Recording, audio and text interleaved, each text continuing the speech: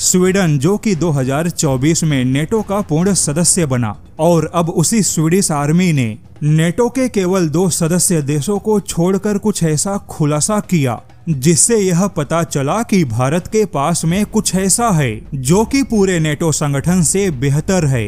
वहीं स्वीडन के रक्षा जानकारों ने चेतावनी देते हुए कहा कि नेटो के जो नेता हैं वह केवल बातों के सिवाय कुछ ज्यादा नहीं कर पाए, जबकि एशिया के अंदर भारत जैसा देश जो कि यूरोप से बहुत पीछे था, लेकिन भारत ने केवल 5 या 6 सालों के प्रयासों में आज पूरे यूरोप को पीछे छोड़ दिया। तो चलिए बताते हैं कि आखिर स्वीडिश आर्मी को किस बात की चिंता है और क्यों स्वीडिश आर्मी ने कहा कि भारत अकेले ही पूरे यूरोप पर भारी है। दरअसल आपको जानकर आश्चर्य होगा कि पूरे यूरोप के अंदर केवल फ्रांस को छोड़कर कोई भी देश ऐसा नहीं है जिसके पास में अपना खुद का मीडियम रेंज का मिसाइल डिफेंस हो। यूरोप के अंदर केवल फ्रांस एक ऐसा देश है जिसके पास में अपना खुद का एक ऐसा मिसाइल डिफेंस सिस्टम है जिसकी रेंज 120 किलोमीटर है, वरना यूरोप की सभी डिफेंस कंपनियां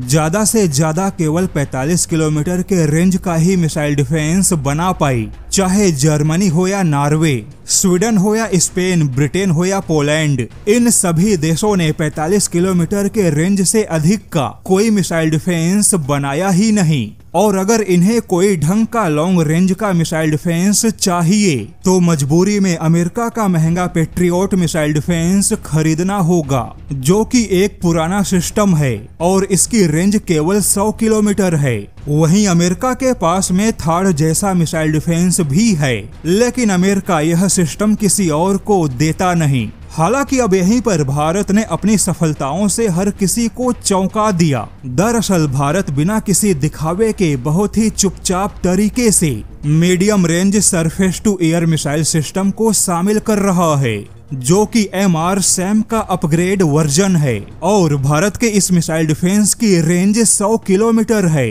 अब यहाँ पर समझने वाली बात है कि नेटो देशों में जिस 100 किलोमीटर के रेंज के मिसाइल डिफेंस को एक लॉन्ग रेंज का मिसाइल डिफेंस कहा जाता है, भारत ने उसी 100 किलोमीटर के रेंज के मिसाइल डिफेंस को मीडियम रेंज के कैटेगरी में रखा है। यानी कि जो नेटो का लॉन्ग रेंज है वह भारत के लिए मीडियम रेंज है।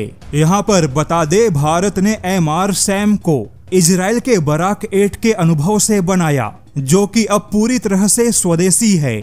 और अब यहाँ पर स्वीडिश आर्मी और उनके रक्षा जानकारों ने कहा कि भारत आधे से भी कम कीमत पे 100 किलोमीटर के रेंज के मिसाइल डिफेंस का विकल्प तैयार कर चुका है, किंतु नेटो के देश डबल कीमत पर भी केवल 45 किलोमीटर के रेंज का भी सही विकल्प नहीं दे पाए। यानी मल्टी लेयर्ड मिसाइल डिफेंस के मामले में भारत पूरे नेटो संगठन से कहीं बेहतर काम कर रहा है। स्वीडिश आर्मी ने आरोप लगाया कि यूरोपीय यूनियन एक संगठन है, लेकिन फिर भी डिफेंस में कभी संगठित होकर काम नहीं कर पाया। यहाँ तक कि यूरोप के किसी भी देश के पास में अपना खुद का मल्टी लेयर्ड मिसाइल डिफेंस नहीं है।